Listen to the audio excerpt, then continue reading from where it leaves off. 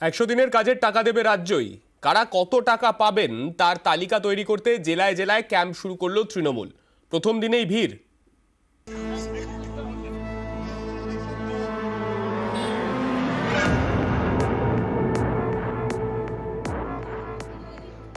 একশো দিনের কাজ এই প্রকল্পে টাকা দিচ্ছে না কেন্দ্র। সম্প্রতি মমতা বন্দ্যোপাধ্যায় ঘোষণা করেন 100 দিনের কাজে কেন্দ্রের থেকে যে টাকা পাওনা তা এবার রাজ্য সরকারই দেবে। এই কাজে নেমে পড়েছে তৃণমূল। রবিবার থেকে জেলায় জেলায় সহায়তা শিবির শুরু করেছে তৃণমূল, যেমন উত্তর 24 পরগনার বাগদা। এদিন এখানে সহায়তা শিবির খোলে বাগদা পশ্চিম ব্লক তৃণমূল। ক্যাম্পে যান জব কার্ড হোল্ডাররা।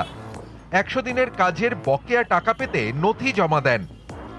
100 দিনের কাজ করেছি, জব কার্ডের আমরা টাকা পাইনি। তারা জমা নিচ্ছে তৃণমূলের লোক, আমরা আশা রাখছি দিদি আমাদের টাকা দেবে। বাগদা পশ্চিম ব্লক তৃণমূল কংগ্রেসের আয়োজনে হেলেঞ্চা অঞ্চলের উদ্যোগে আজকে আমরা এখানে সহায়তা কেন্দ্র খুলেছি।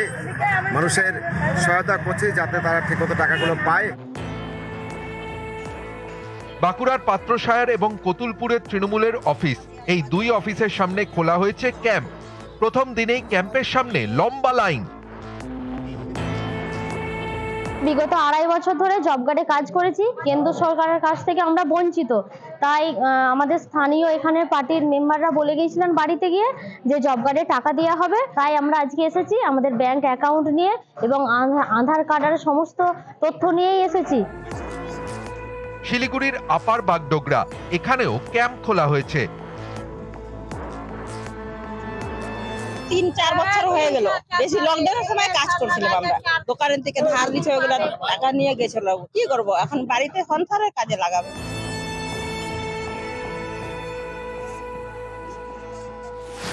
100 দিনের কাজে কে কত টাকা পাবেন সেই তালিকা তৈরি করতে তৃণমূলের এই ক্যাম্প। তালিকা তুলে দেওয়া হবে মমতা বন্দ্যোপাধ্যায়কে। 18ই ফেব্রুয়ারি থেকে শুরু, 25শে মার্চ পর্যন্ত চলবে এই সহায়তা শিবির। নিউজ 18 বাংলা। 100 দিনের টাকা দেবে রাজ্য, আর সেই তালিকা তৈরি করতে জেলায় জেলায় ক্যাম্প তৃণমূলের। অন্যান্য জেলার মতো বাঁকুড়াতেও ক্যাম্প। বাঁকুড়ার বিষ্ণুপুরের ছবি দেখতে পাচ্ছেন, সেখানে ক্যাম্পে সাধারণ মানুষের ভিড়। যারা 100 দিনের প্রকল্পের টাকা পাবেন তাদের ভিড় চোখে পড়ছে বাঁকুড়ার বিষ্ণুপুরে। আমাদের প্রতিনিধি দেবব্রত রয়েছেন আমাদের সঙ্গে। দেবব্রত থেকে জানতে চাইবো, দেবব্রত, মানুষ কিরকম ভিড় করছেন এই ক্যাম্পগুলিতে?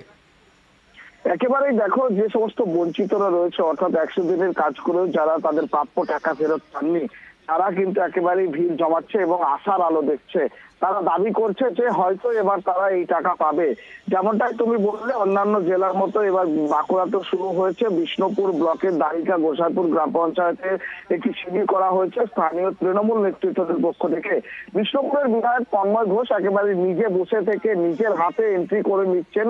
এলাকার যে সমস্ত 100 দিনের শ্রমিকরা রয়েছে, যারা প্রাপ্য টাকা পায়নি, তাদের নাম নথিভুক্ত করছেন। Job card number, account number এবং ফোন নাম্বার, এই সমস্ত কিছু নথিবদ্ধ করছে একটি কাগজের মধ্যে। সেই তথ্য পাঠানো হবে রাজ্যে, এবং সেখান থেকে মুখ্যমন্ত্রী যেমনটা ঘোষণা করেছিল যে কেন্দ্র টাকা না দিলেও রাজ্য তাদের টাকা ফিরিয়ে দেবে। আগামী 1 মার্চ মিটিয়ে দেওয়া হবে এই বকেয়া টাকা।